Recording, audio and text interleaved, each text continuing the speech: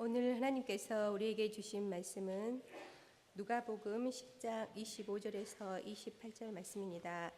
이제 봉독합니다. 하나님의 말씀을 경청하십시오. 어떤 율법 교사가 일어나 예수를 시험하여 이르되 선생님, 내가 무엇을 하여야 영생을 얻으리이까? 예수께서 이르시되 율법에 무엇이라 기록되었으며 내가 어떻게 읽느냐? 대답하여 이르되 내 마음을 다하며 목숨을 다하며 힘을 다하며 뜻을 다하여 주 너의 하나님을 사랑하고 또한 내 이웃을 내 자신같이 사랑하라 하셨나이다. 예수께서 이르시되 내 대답이 옳도다. 이를 행하라. 그러면 살리라 하시니. 하나님께서 이 말씀을 통해 우리에게 은혜 주시기를 원합니다. 사랑의 하나님, 감사합니다. 오늘도 주님 말씀 앞에 나아갑니다.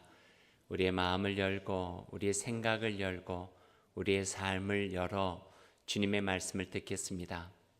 들려주신 그 말씀 마음에 새기고 새겨진 말씀으로 살아가겠습니다. 주님 함께해 주시고 인도해 주시고 그의 삶의 끝에서 하나님 귀한 열매 맺고 하나님께 영광 되게 하여 주옵소서. 예수님의 이름으로 기도드립니다. 아멘.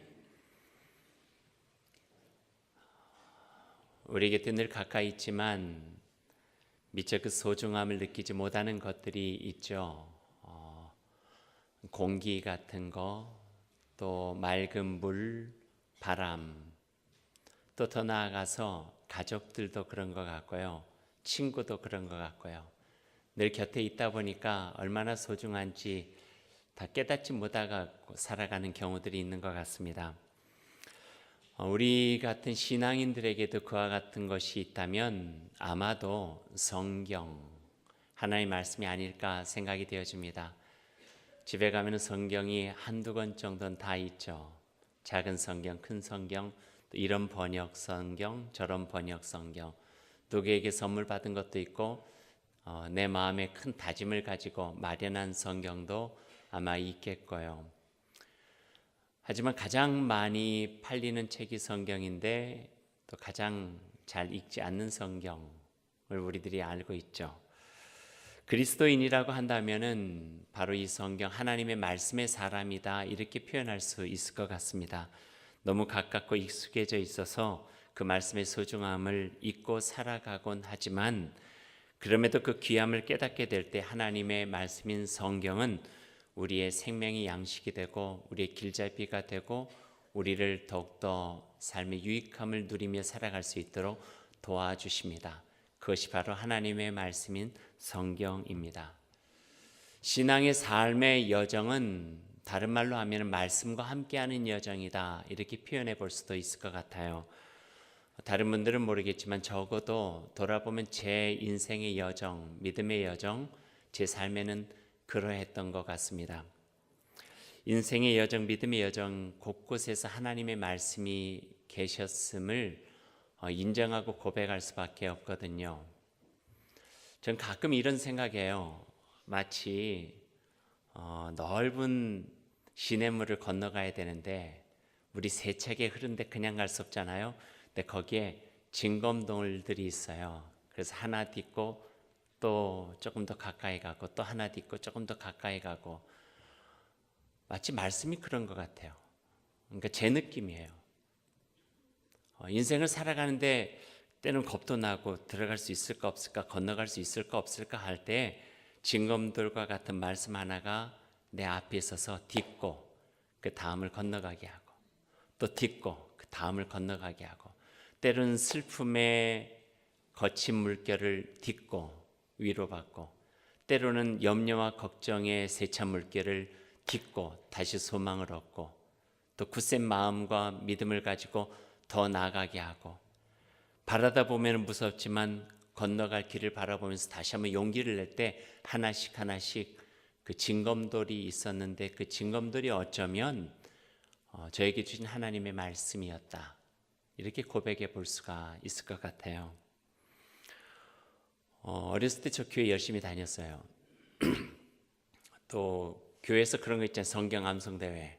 그럼 곧잘 좋은 성적들 냈어요. 1등 한 적도 여러 번 있어요. 정말요.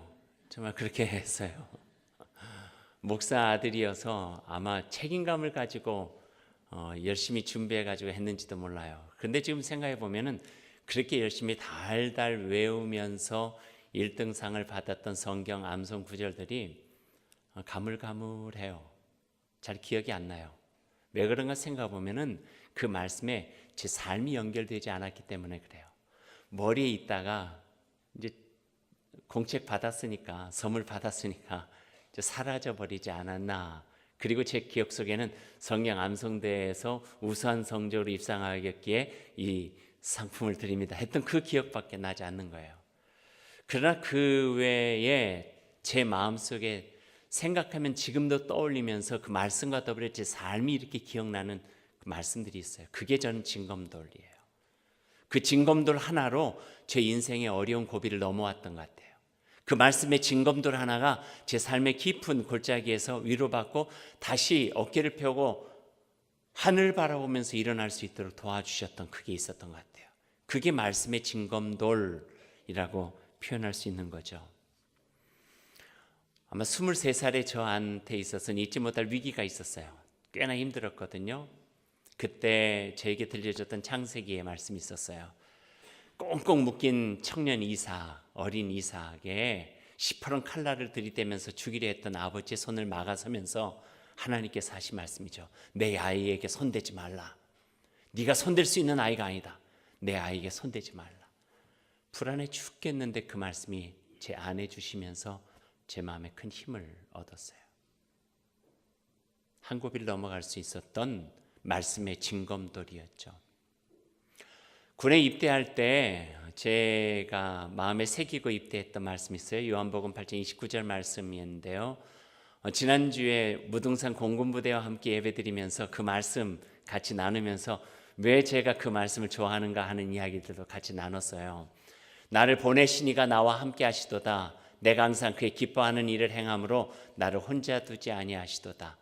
혼자서 떠나야 되는 어떤 첫 번째 길과 같은 그 길에 나와 함께 하시는 그분이 계심으로 인해서 나는 든든하게 갈 수 있습니다. 그 마음, 그게 얼마나 큰 힘이 되어졌는지 요즘도 혼자 떠나야만 되는 길 아니면은 새롭게 시작해야 되는 길만 있으면은 이 말씀을 제 안에 되뇌이죠. 나를 보내시니가 나와 함께 하시도다. 내가 그의 기뻐하는 일만 행하면 나를 결코 혼자 두지 아니하신다. 또 하나의 말씀의 징검돌이었어요. 목회를 시작하면서 만났던 말씀은 이사야 61장에 있는 말씀을 예수님께서 공생애를 시작한 출사표처럼 하신 누가복음 4장 18절에 있는 말씀이었죠. 그 말씀은 지금 저에게도 늘 생각하게 하는 말씀이에요.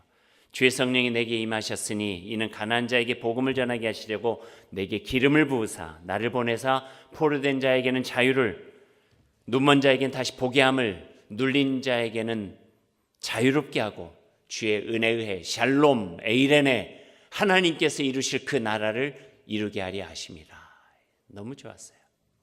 또 제가 느슨해지고 힘들 때마다 또 짜증나고 좀 불평 생길 때마다 제 안에서 기억하는 말씀이 있었어요. 요한복음 12장 24절의 말씀이에요. 그 잊어버릴까 봐 제가 별명을 하나 붙였어요. 요한복음 12장 24절이어서 12월 24일 그래서 별명 붙였어요. 크리스마스 이브 복음. 이렇게 딱 맞잖아요. 잊어버리지 않아요. 그리고 가끔 가다가 그 말씀으로 그 만들어진 찬양도 불러요. 하늘의 미랄이 땅에 떨어져 죽으면은 많은 열매를 맺지만 하늘의 미랄이 땅에 떨어져 죽지 아니하면 하늘 그대로 있느니라.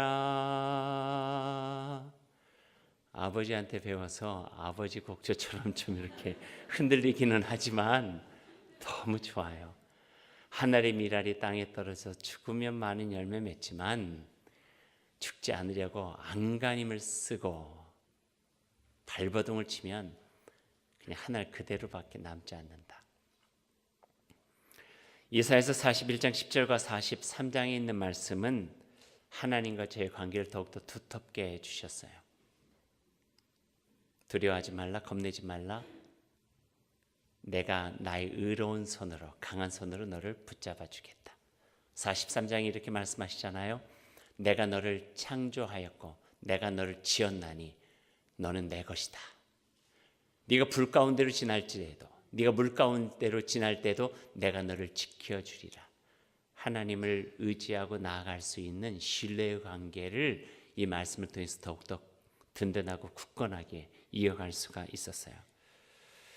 제 이름이 의신, 오를 의자에 믿을 실자인데 제 이름의 근거가 되어진 로마서 1장에 있는 말씀은 제 삶의 근거가 되기도 했죠. 오직 의인은 믿음으로 말미암아 살리라. 그리고 고등학교 2학년 때 만났던 오늘 본문 말씀과 같은 누가복음 10장의 선한 사마리아 사람에 대한 비유는 저의 생각의 지평을 넓히고 저의 세계관의 지평을 넓히고 복음이 내 삶 안에서 어떻게 살아 움직이게 해야 되는가를 다시 한번 깨닫게 된 소중한 말씀이기도 하고요.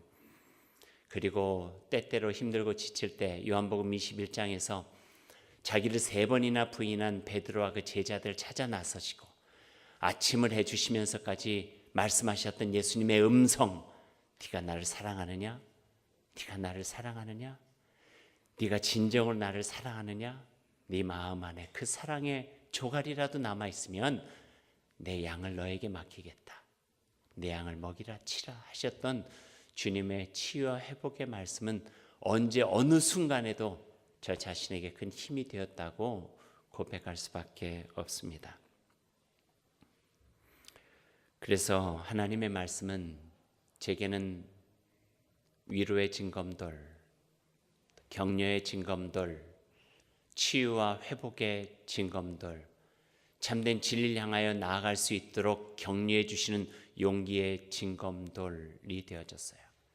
한 가지 분명한 것은 지금도 그 징검돌 밟으며 살아왔지만 앞으로도 갈 길 멀다 해도 저 건너편이 희박하다 할지라도 저는 눈앞에 있는 징검돌 하나하나 말씀 밟으며 살아갈 것이다 하는 것만은 분명할 것 같아요. 왜냐하면 말씀이 제 안에 있으면 저는 예수님이 저와 함께 살아가는 여정임을 느끼면서 외롭지 않았고, 말씀이 있는 인생은 내가 만들어가는 인생보다는 훨씬 더 나은, 더 귀하고 복된 인생을 살아갈 수 있다고 하는 확신, 그 확신이 있기 때문에 그렇죠. 가끔 이 구절이 좋아서 여러분에게 한번 따라서 해보시겠어요? 라고 부탁하는 말씀이 있는데, 오늘도 여러 번 해보셨을지 모르지만 오늘도 한번 저를 따라서 해주셨으면 좋을 것 같아요. 우리가 말씀을 소중히 여기면, 이것도 박자가 잘 맞아야 되는데, 우리가 말씀을 소중히 여기면 그 말씀이 우리를 소중히 여겨주신다. 우리가 말씀을 살리면 말씀이 우리를 살려주신다. 말씀과 우리의 상관관계입니다. 하나님께서 그 주신 그 생명의 말씀으로 여러분의 영이 살기를 원합니다. 하나님 주신 그 회복의 말씀으로 여러분의 가정 회복되고 아픔과 상처 치유되고 풍성한 은혜 경험되기를 원합니다. 하나님 주신 그 능력의 말씀으로 지치고 상한 마음에 힘을 얻고 굳센 믿음으로 여러분의 상리에서 꼭 승리하시기를 소망합니다. 오늘 읽은 말씀 누가복음 10장의 말씀이죠. 25절의 말씀에 어떤 율법 교사가 예수님을 시험하고자 하여 테스트 또는 트라이얼, 템테이션, 예수님을 시험하고자 하여 질문을 하고 있습니다. 이렇게 질문했죠. 선생님, 내가 무엇을 하여야 영생을 얻으리이까? 율법 교사는 율법을 가르치는 전문가예요. 그런데 왜 질문을 했을까요?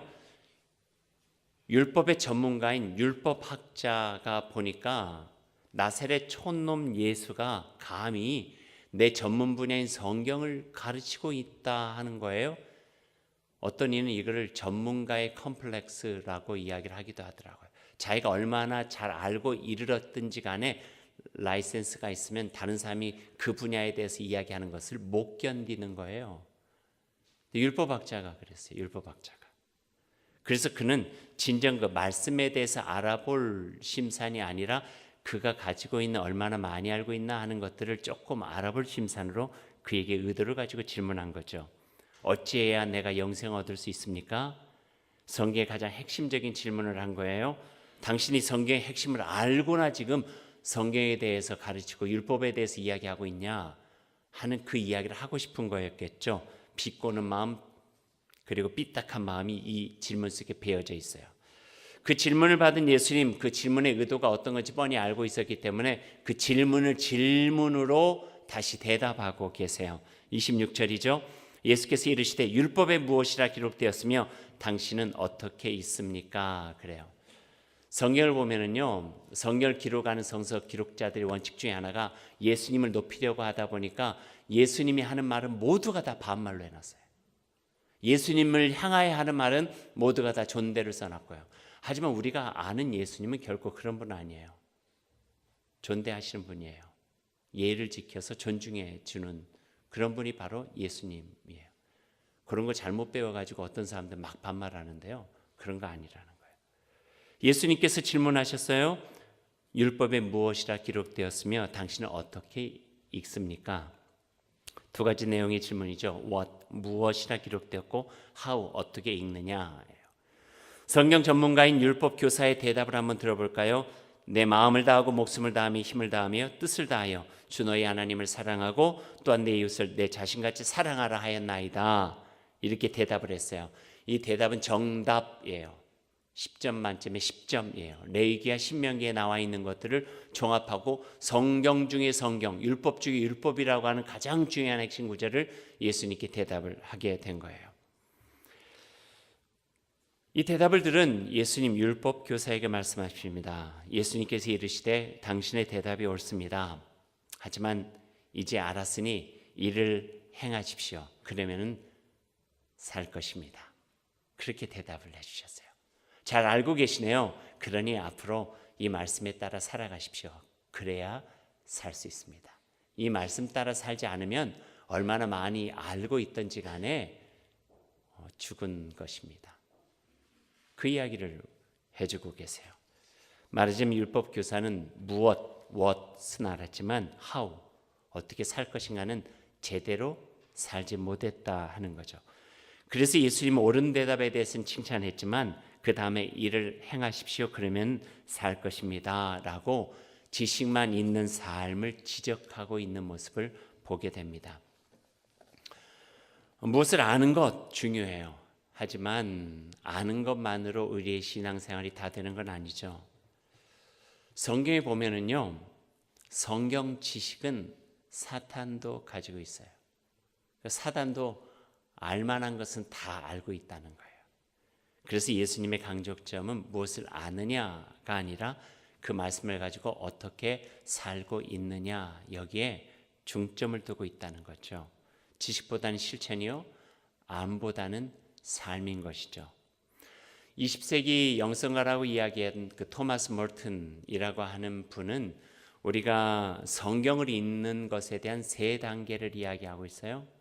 첫 번째 단계는요, 인포메이션, 성서에 대해서 그 지식을 알고 성경에 어떤 말씀이 있는지 성경에 대해서 알아가는 것, 이것이 첫 번째 단계래요. 이게 중요하대요. 왜냐하면 바르게 우리가 알 때 그 알을 통해서 그것이 어떤 뜻과 의도가 있는지를 알게 되거든요. 인포메이션이 첫 번째라면은요, 두 번째는 포메이션이에요. 우리가 알게 된 그 말씀으로 우리를 다듬어가는 거죠. 다시 조성해가는 거예요. 예전에 이렇게 살았는데 말씀이 그렇게 이야기하지 않아요? 그럼 그것을 바꿔가는 것이죠. 내가 그때는 이렇게 해도 되는 줄 알았어요. 근데 말씀이 그렇게 하는 것이 아니래요. 그럼 나를 다듬어가는 거예요. 그래서 하나님의 말씀에 합당한 삶으로 나를 조율해가는 것, 이게 포메이션. 그리고 세 번째 단계가 트랜스포메이션, 변화의 단계예요. 그렇게 조정하다 보면 내 속에 전인적 인격의 변화를 통하여서 주인이 바뀌고 나의 인생이 내 뜻이 아니라 내 안에 계신 하나님의 말씀, 그분의 주권을 인정하고 살아가는 새로운 변화된 삶으로 살아가게 된다. 이렇게 토마스 몰턴은 3단계로 이야기하고 있는 거예요. 때로는 우리가 그 변화의 부분들을 어떤 외부적인 또는 개인적인 경험을 통해서 얻기도 해요. 하지만 토마스 몰턴이라고 영성가는 1, 2, 3단계가 길건 짧건 간에 그대로 지켜지는 것이 중요하다 하는 말씀을 하고 계세요. 예를 들면 이거예요. 누군가가 병약한데 신유의 은사를 경험했어요.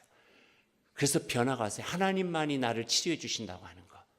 그런데 그 속에 1, 2번 성경에 대한 바른 지식, 말씀을 통해서 나를 조율해가고 다듬어가는 과정이 없으면은요 2단이 될 수도 있고요 3단이 될 수도 있고요 오히려 하나님이 없는 삶으로 은사 중심적 삶을 살아갈 수도 있게 된다는 거예요. 그래서 토마스 몰턴이 이야기한 이 3단계는 과정적 삶에서 하나님을 알아가고 믿어가고 그렇게 살아가는 삶에 필요한 부분으로 우리에게 소개하고 있는 거죠. 그러면 성경을 어떻게 읽어야 되나요? 짧은 구절이라도 먼저 눈으로 읽고 입으로 소리내서 읽고 머리로 생각하며 읽고 가슴으로 느껴야 돼요. 눈의 단계에서 끝나면 안 되고 입의 단계에서 끝나면 안 되고 그것이 생각의 단계를 넘어서 가슴으로 느껴지는 단계까지 나아가야 된다는 거예요. 왜냐하면 성경 자체가 성령의 감동, 인스피레이션, 하나님의 영이 담겨져 있기 때문에 우리의 머리만 가지고는 알 수 있는 것이 아니라 우리의 삶의 전적인 부분들이 사용되어져서 우리들이 받을 수 있는 부분이 바로 성경이기 때문이죠. 한 번만 읽고 말 것이 아니라 꾸준히 읽어야 되고 골고루 읽어야 되고 질문하며 읽어야 되고 곰씹으며 읽어가야 된다 한대요. 단어에 주목하고 문장의 생김새, 단락의 짜임새를 봐가면서 읽는 것도 매우 중요하다고 가르쳐주고 있어요.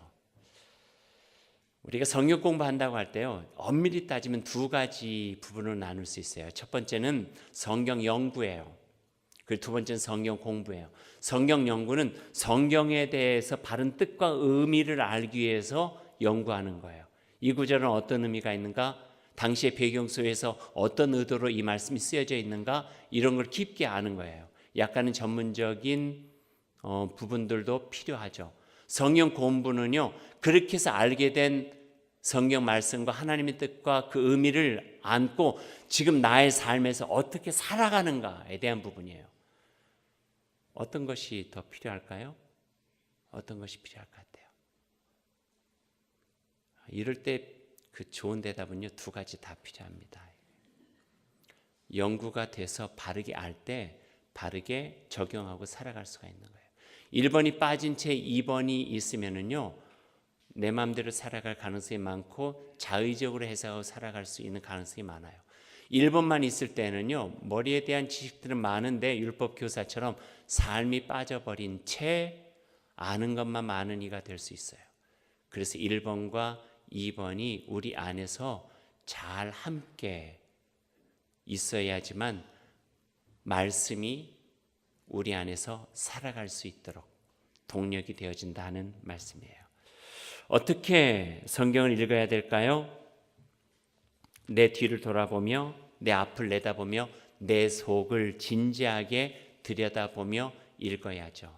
왜냐하면 알물 위한 말씀, 아는 채를 위한 말씀이 아니라 내 삶의 트랜스포메이션, 온전한 변화를 위한 말씀이기 때문에 그렇죠. 가끔 술 드시는 분들이 하는 이야기가 이런 말이 있어요. 처음에는 내가 술을 먹었는데 그 다음 어떻게 되죠? 술이 술을 먹고 마지막에는 술이 나를 먹었다. 안 들어보셨어요? 여러분 술을 안 드시니까 잘 모르시네요. 저만 알고 있으면 이거 어떻게 된 일이죠? 제일 처음에 내가 술을 먹지만 술이 술을 먹고 술이 나를 먹는 것이다. 이렇게 이야기를 해요. 근데 성경에 보면은요, 이상하게 술과 성령, 술과 말씀이 이렇게 잘 연결되어지는 부분들이, 이렇게 비유하는 부분들이 많아요. 아마 현상이 비슷해서 그런지도 모르지만 이렇게 표현할 수 있죠.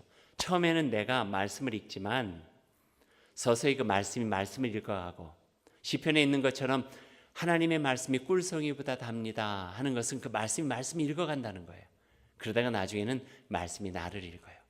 그 말씀이 나를 읽어가다 보니까 내 속에 있는 추함이 드러나고 내 속에 있는 연약함이 주님 앞에 고백되어지고 내가 무엇으로 힘들어하는지, 내가 무엇으로 염려하는지, 내가 무엇 때문에 내가 어려운지,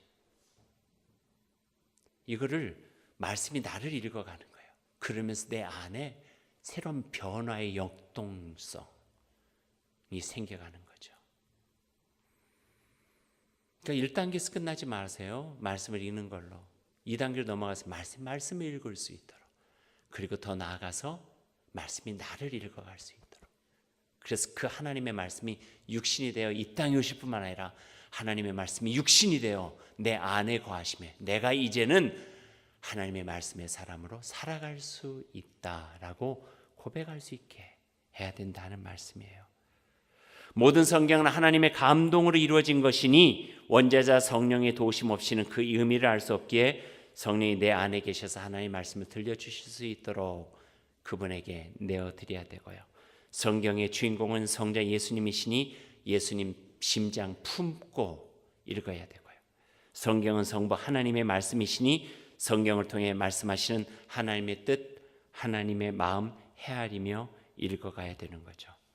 하나님의 말씀에는 하나님의 경고도 담겨져 있으니 회개하는 심령으로 읽어야 되고 하나님의 말씀에는 구원의 약속이 있고 약속의 말씀이 있고 생명의 말씀이 있고 승리의 말씀이 담겨져 있으니 겁내지 않고 담담하게 모든 사단마귀 이겨내는 기운찬 마음으로 기쁨과 주님의 복음과 진리의 길을 걸어갈 수 있다고 하는 그런 마음 가지고 성경을 읽어야 됩니다.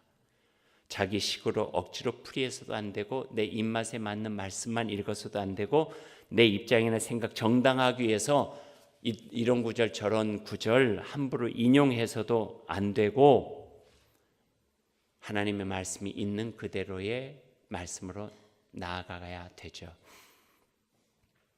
하나님의 율법 잘 알고 있었던 유대교 지도자들이 성경을 어떻게 읽었기에 그 성경 인용에서 예수님 십자가에 달았는가?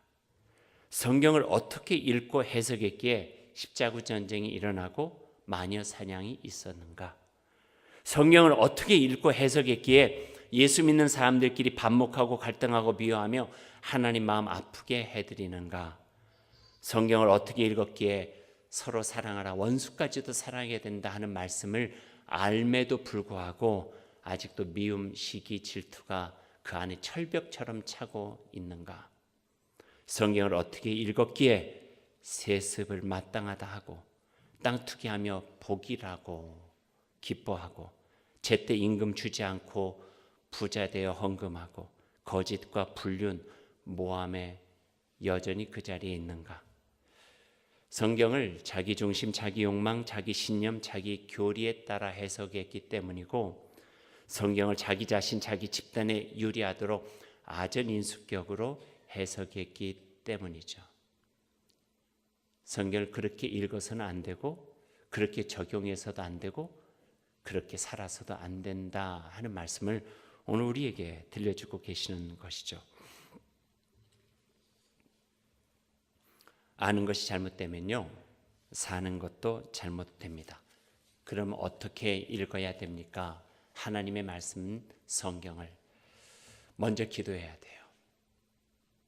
바울 사도가 말씀해 주신 것처럼 지혜와 계시 영이 내 안에 계셔서 하나님의 말씀을 받아들일 수 있도록 도우소서. 겸허한 마음으로 먼저 기도해야 돼요. 나를 내려놓고 말씀을 사모하는 진심으로, 나를 비우고 겸허한 마음으로 주님 앞에 나가서 말씀드려야 되죠. 내 주장, 내 편견, 내 생각 다 내려놓고 주님의 말씀으로 인하여서 새롭게 다듬어지고 변화될 내 자신의 모습을 기대하면서 나아가야 되죠. 내가 만들어갈 나의 인생보다 하나님의 말씀이 나를 조성하여 이루실 그 삶이 더욱더 복되고 귀하다고 하는 확신 속에서 주님의 말씀 앞에 나아가야 된다. 그렇게 가르쳐주고 계세요.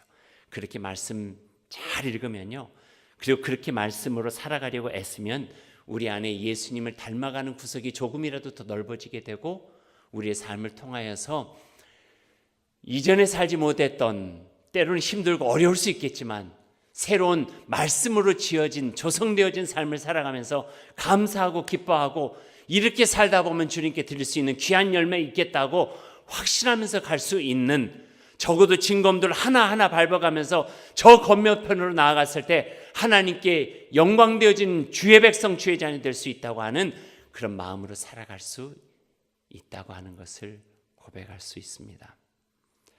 사랑하는 여러분, 이제 말씀을 맺죠. 오늘이 대림절 두 번째 주일이자 성서 주일이에요. 그래서 성경에 대한 이야기를 여러분과 함께 나누고 싶었던 거예요. 말씀의 육신이 되어 이 세상에 오셨다, 이렇게 증언하고 있는 복음서처럼 하나님의 말씀이 하늘에만 머물지 않고 이 땅에 오셔서 살아 움직이기 시작했대요. 그 의미는 하나님의 말씀이 이 땅에 오셔서 그 말씀을 사모하는 사람의 심령에서 살아 움직이기 시작하고 그들의 삶을 통해서 살아 움직이기 시작하면서 그분의 뜻과 그분의 마음과 그분의 나라가 그들을 통하여 확장되기 시작했다 하는 선언과도 같은 말씀이에요. 그래서 우리는 그렇게 말씀을 읽어야 됩니다. 오래 다녀서 말씀 아는 오늘 율법 교사처럼 각질킨 인생으로 살아가지 않고 말씀 앞에 나의 모든 걸 열어놓고 그의 말씀으로 인하여 새롭게 살아갈 하나님의 소중한 존재로 살아가는 삶, 그 삶이 복이 되는 줄로 믿습니다. 그런 삶의 은혜가 저와 여러분 가운데 함께 하시기를 원합니다. 이제 제가 마지막 마무리하면서 설교 준비할 때나 가끔 생각나면은 말씀 읽으면서도 그 부르는 찬양 하나를 알려드릴게요. 아주 단순해요. 가사가 이렇게 됩니다. 이 말씀 따라 사는 동안 지치지 않게 하시고, 이 말씀 따라 사는 동안 주님 나라 이루소서. 이 말씀 따라 사는 동안 주 영상 담게 하시고, 이 말씀 따라 사는 동안 주님 나라 이루소서라는 찬양이에요. 반주할 수 있어요? 못해요? 안 하면 내가 아카펠라로, 반주 없이. 단순합니다. 1절은 제가 한번 불러볼게요. 여러분 같이 따라 하실 수 있으면 같이 따라 하셔도 좋을 것 같아요. 이 말씀 따라 사는 동안 지치지 않게 하시고, 이 말씀 따라 사는 동안 주님 나라 이루소서. 이 말씀 따라 사는 동안 주 영상 담게 하시고, 이 말씀 따라 사는 동안 주님 나라 이루소서. 기도합시다.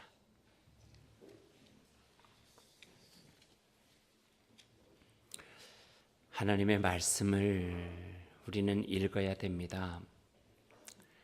바로 읽어야 됩니다. 그리고 읽어진 말씀으로 바로 살아가야 됩니다. 특별히 지금 우리가 살아가는 이 시대에 하나님의 말씀은 얼마나 필요한지 모릅니다. 한국교회 교인 수가 줄어들고 사회적 신뢰도가 추락하고 교회 지도자들이 돈과 명예와 욕망에 휘둘려 타락하고 성도들은 갈 길 잃고 방황하고 믿음에서 떠나고 하나님의 교회가 희망이 되지 못하는 이때에 우리는 하나님의 말씀으로 돌아가야 됩니다. 그리고 들려주신 그 말씀 위에 바로 서서 바로 살아가야 됩니다. 오래전 구약의 예언자들이 메말라가는 세상을 보며 탄식하며 외쳤던 소리를 들어야 됩니다. 오라, 물이 없어 기갈이 아니라 여호와의 말씀을 듣지 못하는 것이 기갈이라. 하나님의 말씀이 다시 살아나고, 그래서 우리 영혼이 살아나고 우리 가정이 회복되고 우리 교회, 우리 민족 다시 일어나 하나님의 백성으로 살아가는 그 놀라우신 은혜가 우리 안에 있기를 소망합니다. 하나님의 말씀이 있는 곳, 그곳에서 하나님 놀라우신 기쁨과 소망과 평화와 사랑 넘치기를 원합니다. 우리의 영혼일 수도 있고 우리 자녀의 가슴일 수도 있고 분주하고 바빠 자기만 하는 가정일 수도 있고 교회 공동체일 수도 있습니다. 그리고 이 민족이 이 나라와 민족을 넘어 주님 오신 이 땅 온 누리에 하나님의 생명의 말씀이 넘쳐나가길 소망합니다. 그래서 주님께 기도합니다. 주님 앞에 겸손하게 나아갈 때 주여 우리에게 말씀해 주시고 저희들 듣게 하시고 들려진 그 말씀을 가지고 이 땅에서 주의 백성답게 살아갈 수 있도록 주님 함께하여 주옵소서. 예수님의 이름으로 기도드립니다. 아멘.